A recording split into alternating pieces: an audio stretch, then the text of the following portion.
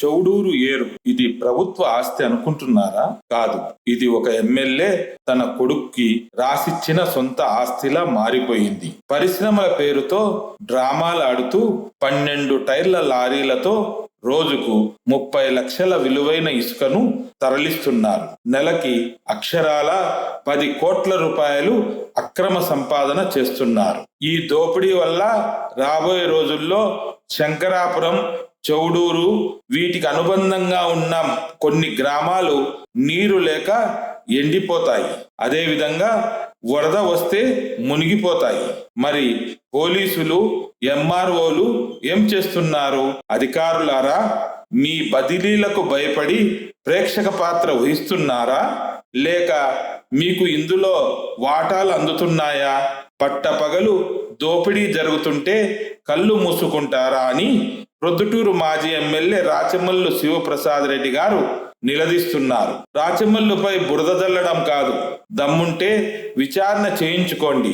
జగనన్న కాలనీలో ₹1 అవినీతి జరిగినట్లు నిరూపించినా ఏ శిక్షకైనా తాను సిద్ధమని రాచమల్లు ప్రకటించారు. కానీ ఈ ఇసుక మాఫియాను, భూ కబ్జాలను మాత్రం వదిలిపెట్టే ప్రసక్తే లేదని, మన ఊరిని, మన ఏరును కాపాడుకుందామని రాచమల్లు పిలుపునిచ్చారు. ఈ అక్రమ దోపిడీ గురించి అందరికీ తెలిసేలా ఈ వీడియోను ఇప్పుడే షేర్ చేయండి. నిజాన్ని గెలిపించండి. ప్రొద్దుటూరు మాజీ ఎమ్మెల్యే రాచమల్లు శివప్రసాద్ రెడ్డి గారు స్థానిక ఎమ్మెల్యే వరదరాజుల రెడ్డి మరియు ఆయన కుమారుడు కొండారెడ్డిపై తీవ్రమైన ఆరోపణలు చేస్తూ మాట్లాడారు. చౌడూరు ఏరును ఎమ్మెల్యే వరదరాజుల రెడ్డి గారు తన కుమారుడు కొండారెడ్డికి రాసిచ్చిన ఆస్తిలా భావిస్తున్నారని రాచమల్లు శివప్రసాద్ రెడ్డి గారు విమర్శించారు. పరిశ్రమల స్థాపన పేరుతో భూములను సదును చేస్తూ అక్కడ ఉన్న విలువైన ఇసుకను అక్రమంగా తరలిస్తున్నారని రాచమల్లు ఆరోపించారు. ప్రతిరోజు 12 టైర్ల లారీలతో సుమారు 30 లక్షల రూపాయల విలువైన ఇసుకను అమ్ముకుంటున్నారని, నెలకు దాదాపు 10 కోట్ల రూపాయల వరకు అక్రమంగా ఆర్జిస్తున్నారని రాచమల్లు పేర్కొన్నారు. ఈ ఇసుక తవ్వకాల వల్ల భవిష్యత్తులో శంకరాపురం, చౌడూరు, రంగసాయపల్లె, కాకిరేనిపల్లె గ్రామాలకు నీటి ఎద్దటి ఏర్పడుతుందని, వరదలు వస్తే గ్రామాలు మునిగిపోయే ప్రమాదం కూడా ఉందని రాచమల్లు హెచ్చరించారు. చౌడూరు గ్రామానికి చెందిన చిన్న రైతుల భూములను దౌర్జన్యంగా లాక్కున్నారని రాచమల్లు ఆరోపించారు. కోర్టు స్టేటస్ కో యథాతథ స్థితి ఇచ్చినప్పటికీ సాంకేతిక కారణాలు అనగా సర్వే నెంబర్ల మార్పు చూపిస్తూ రైతులకు అన్యాయం చేస్తున్నారని రాచమల్లు మండిపడ్డారు. దీనిపై మళ్లీ న్యాయ పోరాటం చేస్తామని రాచమల్లు తెలిపారు. ఇసుక అక్రమ రవాణా పట్టపగలు జరుగుతున్న ఎంఆర్ఓ, పోలీసులు మరియు కడప కలెక్టర్ కార్యాలయం అధికారులు ఎందుకు చర్యలు తీసుకోవడం లేదని రాచమల్లు ప్రశ్నించారు.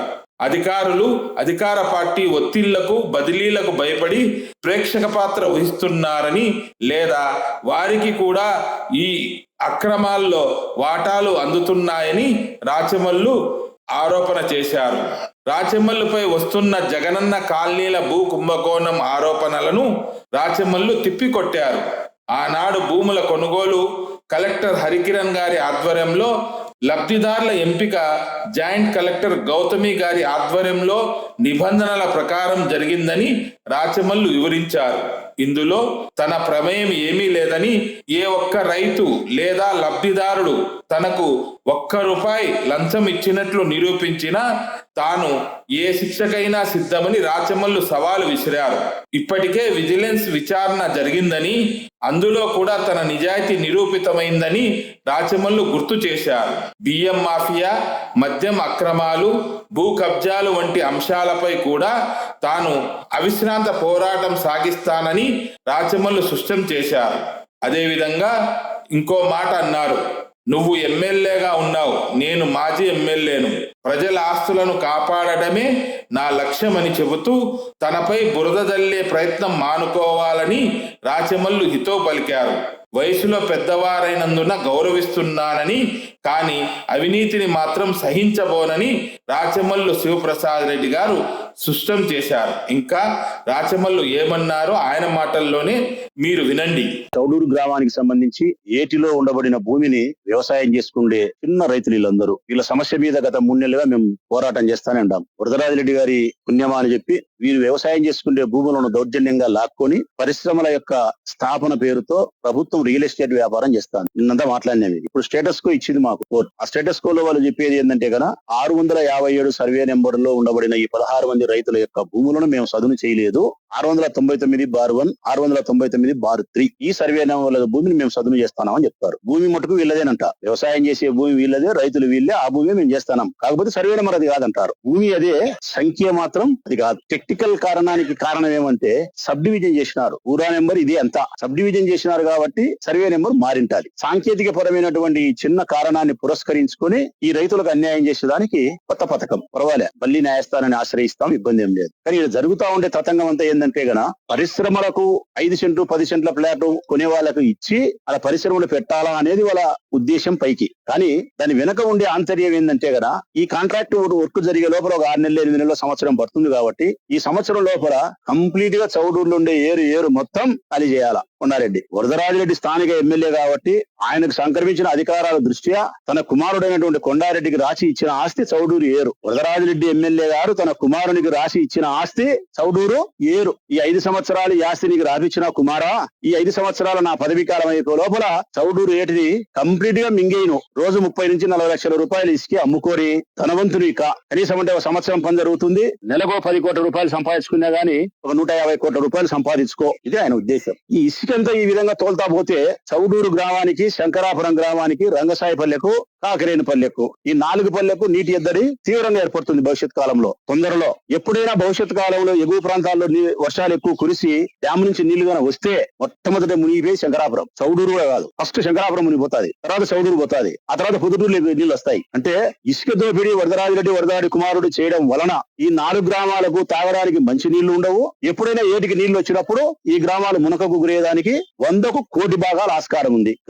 గ్రామాలు మునిగిపోయినా గాని గ్రామాలకు తాగడానికి నీళ్లు తల్లుల పిల్లలకు పశువులకు లేకపోయినా మాకు మాత్రం ఇసుక లెక్క కావాలా అంటున్నాడు వరదాడి కొడుకు కొండారెడ్డి. నేను తోలలేదయ్యా అని వాళ్ళు చెబితే ఇదిగో తోలుతున్నారయ్యా అని చెప్పి నేను రోజు చూపిస్తా, ఇట్లా ఫోటోలు రోజు చూపిస్తా. ఇట్లాంటి 12 టైర్ల లారీలయ్యా, ఒకటి కాదు, ట్రాక్టర్లు కాదు. ఇదిగో ఇది వీడియో, ఇది ఫోటో. 12 టైర్ల లారీలు, ఒక్కొక్క 12 టైర్ల లారీకి 8 ట్రాక్టర్లు ఇసుక పడుతుంది. అట్లాంటి రోజుకి 50 తోలుతున్నారు. ట్రాక్టర్లు కాకుండా ఒక్కొక్క టిప్పర్ బయటికి మీరు అమ్మితే 35,000 వస్తుంది. ఇట్లాంటి రోజు మీరు ఎన్ని అమ్ముతున్నారంటే టిప్పర్లు 50 అమ్ముతున్నారు, ఇసుక ట్రాక్టర్లు ఇంకా చాలా తోలుతున్నారు. ప్రతిరోజు 30 లక్షల రూపాయలు ఇసుక అమ్ముకుంటున్నారు. మీరు నెలకు 10 కోట్ల రూపాయలు ఇసుక అమ్ముకుంటున్నారు. ఇప్పుడు ఈ వ్యాపారం అంతా జరుగుతుండేది 3 నెలలు అయింది. 30 కోట్ల రూపాయలు ఇసుక అమ్మినారు వరదరాజిరెడ్డి కొడుకు. నేను అడుగుతా ఉన్నా, వరదరాజిరెడ్డి కుమారుడు వరదరాజిరెడ్డి వాళ్ళు ఇసుక అమ్మకుండా ఉంటే, ఎవరో దొంగోళ్ళు ఇసుక అమ్ముకునే పరిస్థితి ఉంటే ఈ ఎంఆర్ఓ వాళ్ళు ఊరుకుంటారా? ఈ పోలీసు వాళ్ళు ఊరుకుంటారా?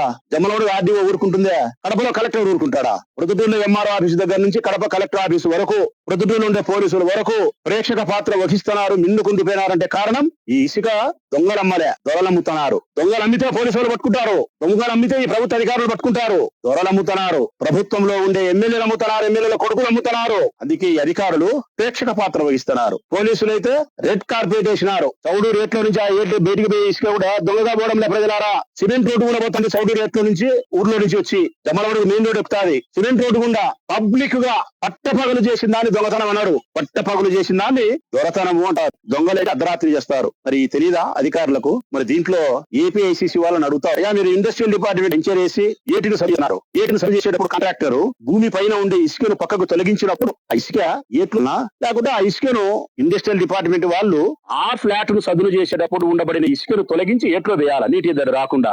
50 పెద్ద లారీలు పెట్టి పట్టపగలు తీసుకొని పోతా అంటే ఏపీఐసీసీ వాళ్ళు నిద్రపోతున్నారా అని అడుగుతాను నేను. అంటే నేను చెడ్డగా మాట్లాడాలంటే గన మీ వాటా ఎంత అనాలా? ఏపీఐసీసీ వాళ్ళ వాటా ఎంత, ఆర్డీఓకి వాటా ఎంత అని చెప్పి నేను మీరు వాటాలు తీసుకోవడంలే ఇంకా అధికారానికి లొంగినారు. మీరు డబ్బుకు లొంగలే, అధికారానికి లొంగినారు. అధికార పార్టీ ఎమ్మెల్యే యొక్క అధికారానికి లోబడిపోయి మీ ట్రాన్స్ఫర్ల కోసం, మీ ఉద్యోగాల బదిలీలకు భయపడి, రికమెండేషన్లకు భయపడి మీరు పనిచేస్తున్నారని చెప్పి మాత్రమే నేను అభియోగం చేస్తాను. ఇంకా వరదరాజరెడ్డి రేపొద్దున వర్షానికి నీళ్లు ఎక్కువ వచ్చి ఈ గ్రామాలు మునిగిపోతే కారణం ప్రభుత్వ అధికారులు, దోపిడీ చేస్తాను ప్రభుత్వ అధికారులు. అన్నానికి లేక అలవాటు 50 సంవత్సరాలు నీ పైపు లేని తీసుకో, నీ మోటార్ లక్షలు ఇస్తామని చెప్పి చేసినారా? మట్టి బిసికి మనకు 100 కోట్ల రూపాయలు వరద చేసేదానికి మళ్ళా కొత్త పథకం నిన్న దీన్ని డైవర్ట్ చేయాలా? వరదరాజరెడ్డి తన మీద వచ్చిన ఈ అభియోగం ఎక్కడ ప్రజలు లేకపోయి పర్సన్ అయిపోతారని చెప్పి నిన్న ప్రెస్ మీట్ పెట్టి జగనన్న కాలనీలో భూదోపిడాడు. ప్రభుత్వంలో ఉండే పెద్దలారా, ఎమ్మెల్యే గారు 85 ఏళ్ల వయసుందయ్యా, నీకు సుక్కున యాడ నోరు జారి మాట్లాడతానని చెప్పి నన్ను నేను నిగ్రహించుకుంటానా? కనీసం నీకు కొంచెమన్నా జ్ఞానం. ఒకే ఒక ప్రశ్న అడుగుతాను నిన్ను. జగనన్న కాలనీల యొక్క భూ భాగవతమో అవినీతి గురించి ఇప్పటికి 100 సార్లు మాట్లాడినావు, 101 సారి మాట్లాడుతున్నావు. నేను అడిగే ప్రశ్న ఏంటంటే 2009-2014 వరకు కిరణ్ సర్కార్ ఉన్నప్పుడు 1 సెంటు భూమి వంచకపోయేది. 2014 నుంచి 19 వరకు చంద్రబాబు నాయుడు ప్రభుత్వం మీద ఉన్నప్పుడు జానడు స్థలం ఇవ్వకపోయింది. లబ్ధిదారుల సంఖ్య ఏర్పడదా? రాచమల్ల ఆనాటి జాయింట్ కలెక్టర్ గౌతమీనా, ఆనాటి జాయింట్ కలెక్టర్ గౌతమి గారు లబ్ధిదారులు ప్రాపర్ ఛానల్ ఉంటుంది. రాష్ట్ర వ్యాప్తంగా ఒక జీవో ప్రకారం ఆ ప్రాసెస్ జరుగుతూ ఆపుతుంది. నేను చెప్పినట్టు కాదు. లబ్ధిదారులను ఎంపిక చేసేది గౌతమి జాయింట్ కలెక్టర్ గారు. భూమిని 475 ఎకరాలు అధికారం ఉండేది రాచమల్లు కాదు, ఆనాటి కలెక్టర్ హరికిరణ్ గారికి. హరికిరణ్ గారి కలెక్టర్ నాయకత్వంలో భూమి కొనుగోలు జరుగుతుంది. జాయింట్ కలెక్టర్ గౌతమి గారి నేపథ్యంలో లబ్ధిదారులు ఎంపిక చేస్తారు.